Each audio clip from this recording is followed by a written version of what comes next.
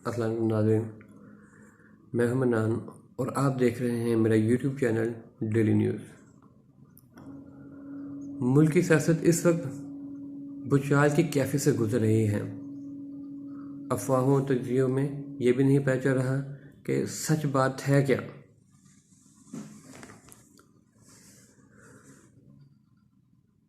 गुमगु सूरत हाल पंजाब और केपी के मुश्किलात में घिरी हुई नज़र आ रही हैं।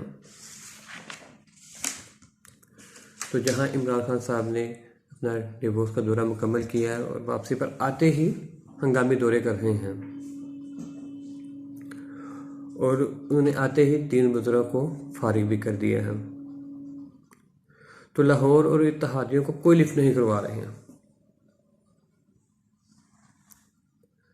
इमरान खान साहब इस वक्त बहुत गुस्से में हैं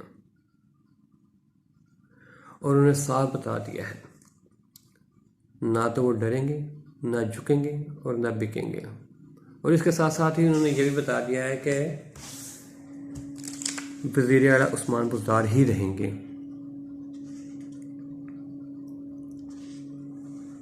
और अगर कोई आ भी जाए तो ज़्यादा दिन नहीं रहेगा। और साथ ही साथ उन्होंने 50 लाख घर का जो कॉन्ट्रैक्ट है वो भी चीन के कंपनी को दे दिया है। और ये तो आने वाला वक्त ही बताएगा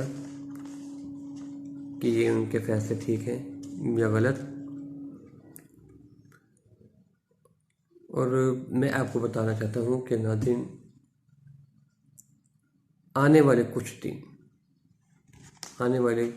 कुछ दिन बहुत मुश्किल लग रहे हैं। ये कोई रिपोर्ट नहीं है, ये मैं अपने तजर्बे से आपको नाज़रीन बता रहा हूँ कि आने वाले सियासत में कुछ भी हो सकता है।